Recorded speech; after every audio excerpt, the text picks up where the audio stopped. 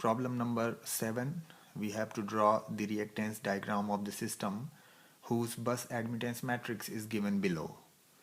तो हमें बस एडमिटेंस मैट्रिक्स दी हुई है और हमें रिएक्टेंस डायग्राम खींचना है।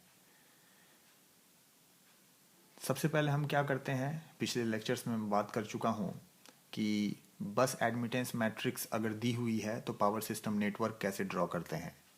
तो सबसे पहले तो हम यही काम करते हैं कि नेटवर्क ड्रॉ कर लेते हैं। देखिए, ये बस एडमिटेंस मैट्रिक्स हमें दी हुई है और किस प्रकार से हम नेटवर्क ड्रॉ करेंगे। देखिए, चूँकि इस मैट्रिक्स का साइज़ है 4x4 और ये जो डायगनल एलिमेंट्स हैं यहाँ पे ये हैं -j3.78, -j3.42, -j4.89 and -j2.31। ये तो सारे डायगनल एलिमेंट हैं। अगर हमें पावर सिस्टम नेटवर्क ड्रॉ करना है तो ये जो डायगनल एलिमेंट हैं इसके ऊपर वाले एलिमेंट्स को आप थोड़ा ध्यान से देखिए। y12 की वैल्यू है j1.25 और ये सारे एलिमेंट को पहले हम थोड़ा ध्यान से देखेंगे। चूँकि इस मैट्रिक्स का साइज़ है 4x4 का, यानी कि सिस्टम में 4 बसेस हैं। सिस्टम में 4 बसेस को हम बना देते हैं, बस नंबर 1, बस नंबर 2, बस नंबर 3, बस नंबर 4।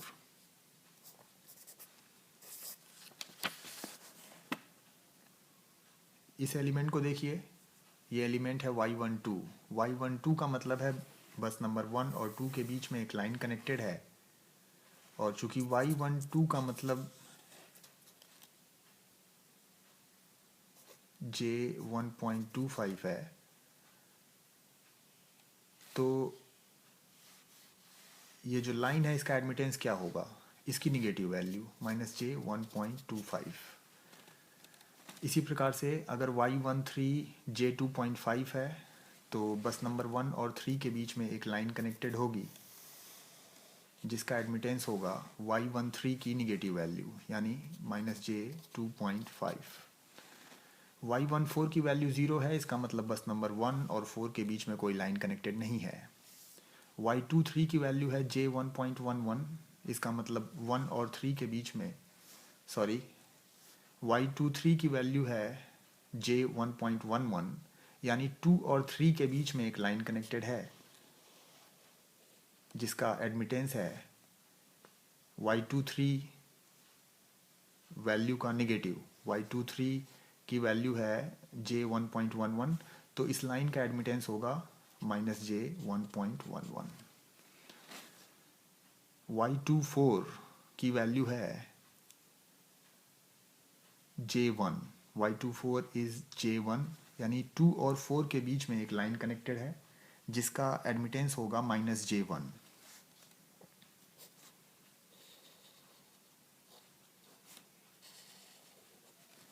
-j1। ये वाला एलिमेंट देखिए, दिस इज y34 यानी कि 3 और 4 के बीच में एक लाइन कनेक्टेड है जिसका एडमिटेंस होगा -j1.25।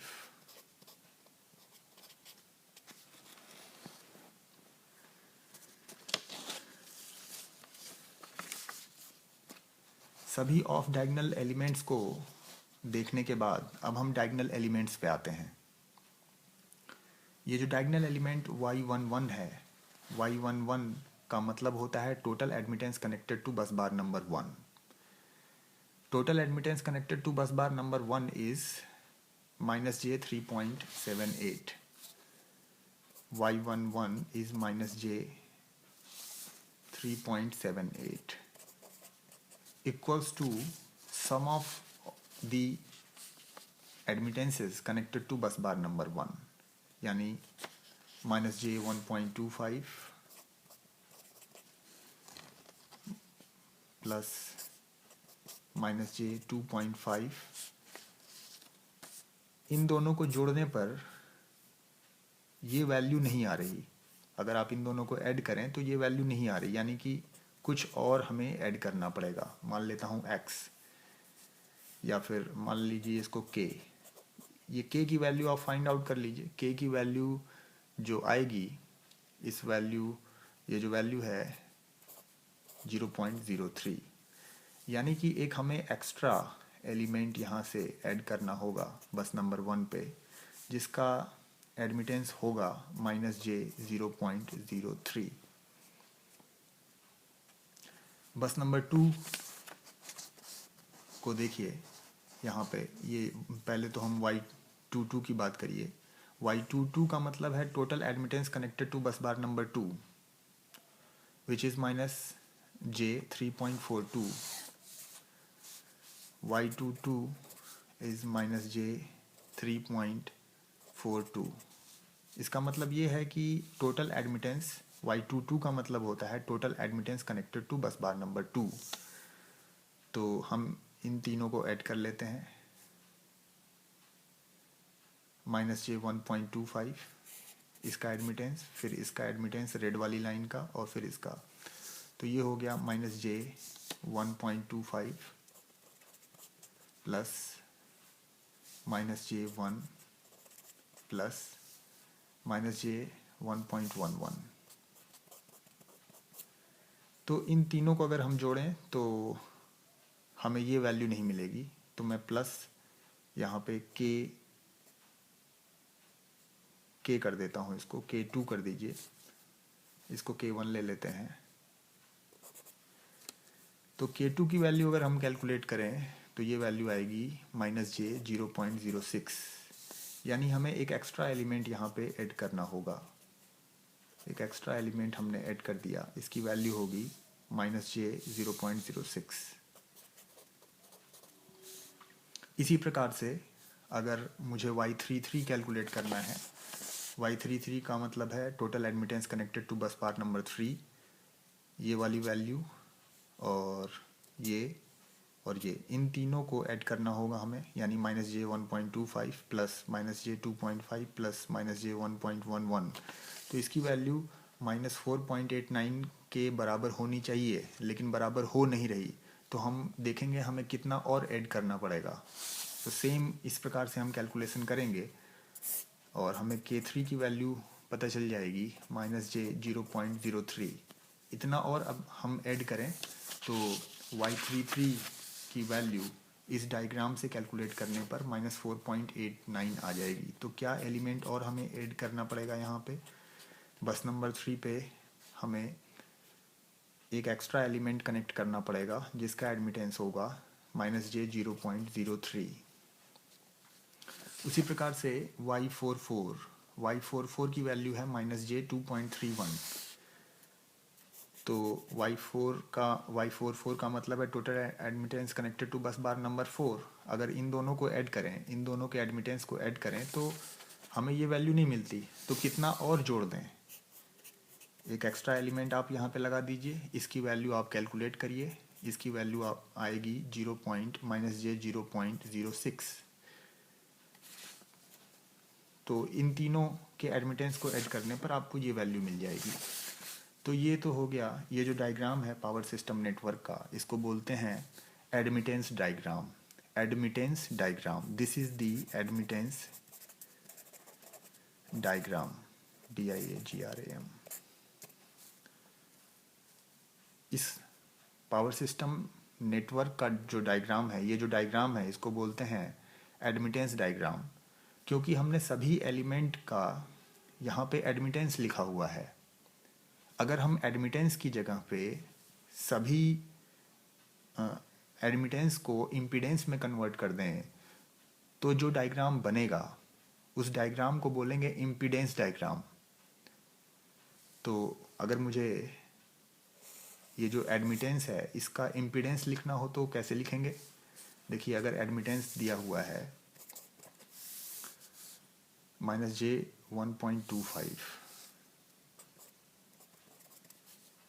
तो इम्पीडेंस हम कैसे पता करेंगे? 1 अपॉन एडमिटेंस, इसका मतलब है 1 अपॉन -j1.25।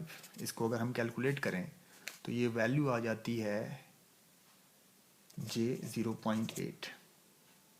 तो इसी प्रकार से सभी एडमिटेंसेस का इन्वर्स ले लेंगे तो हमें इम्पीडेंस मिल जाएगा, और डायग्राम बनाकर फिर से हम यही डायग्राम बनाएंगे और एडमिटेंस की जगह पर इम्पीडेंस रख देंगे, तो वो बन गया इम्पीडेंस डायग्राम, या फिर उसको बोलेंगे रिएक्टेंस डायग्राम। चूँकि सिस्टम में रेजिस्टेंस नहीं है, इसलिए जो इम्पीडेंस डायग्राम बनेगा उसको बोलेंगे रिएक्टेंस डायग्राम। तो सिंपल सी बात है, सभी एडमिटेंसेस को आप क्या करें कि इम्पीडेंस में कन्वर्ट कर दें।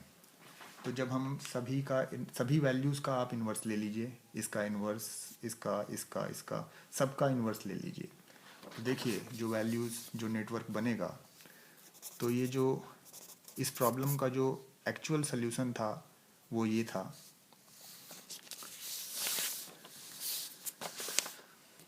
डायग्राम वही रहेगा, बस नंबर 1 2 3 4, 1 और 2 के बीच में जो लाइन थी, इसका एडमिटेंस था -j1.25। तो एडमिटेंस को हम इम्पीडेंस में कन्वर्ट कर लेंगे, तो इसकी वैल्यू हो जाएगी j0.8। यहाँ पे एक लाइन थी, इसका इम्पीडेंस हो जाएगा j0.9। 3 और 4 के बीच में एक लाइन थी और एडमिटेंस की वैल्यू थी -j1.25, उसका इन्वर्स ले लेंगे, ये आ गया j0.8। यहाँ पे एक लाइन है 1 और 3 के बीच में, इसका इम्पीडेंस हो गया j1। यहाँ पे एक लाइन है 2 और 4 के बीच में, एडमिटेंस था, यहाँ पे ये जो 1 और 3 के बीच में जो लाइन है, इसका एडमिटेंस है -j2.5। आई रिपीट, बस नंबर 1 और 3 के बीच में जो लाइन है, इसका एडमिटेंस है -j2.5। तो इसका इन्वर्स लेंगे तो जो वैल्यू हमें मिलेगी वो होगी j0.4। यहाँ पे मैंने गलत लिख दिया था। बस नंबर 2 और 4 के बीच में ये रेड वाली लाइन कनेक्टेड है, ये वाली लाइन, और इसका एडमिटेंस था -j1। इसका इन्वर्स ले लेंगे, हमें वैल्यू मिल जाएगी j1।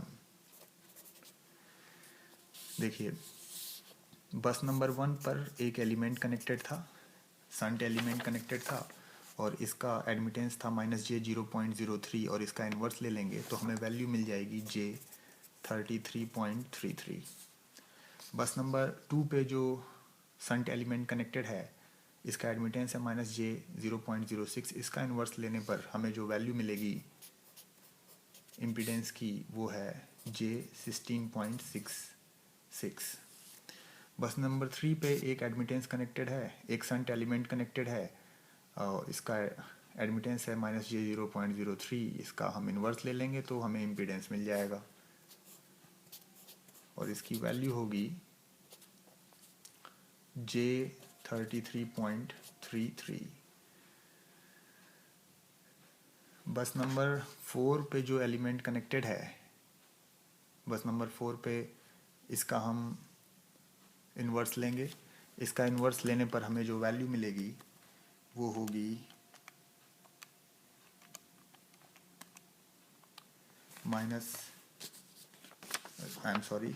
बस नंबर 4 पे जो शंट एलिमेंट कनेक्टेड है, इसका जो इम्पीडेंस है, इसकी वैल्यू होगी j16.66। तो ये बन गया इम्पीडेंस डायग्राम। अगर आप ध्यान से देखें तो इस पूरे नेटवर्क में कहीं भी कोई रेजिस्टेंस नहीं है, इसलिए इसी इम्पीडेंस डायग्राम को हम रिएक्टेंस डायग्राम कहेंगे। So this is the complete solution of this problem.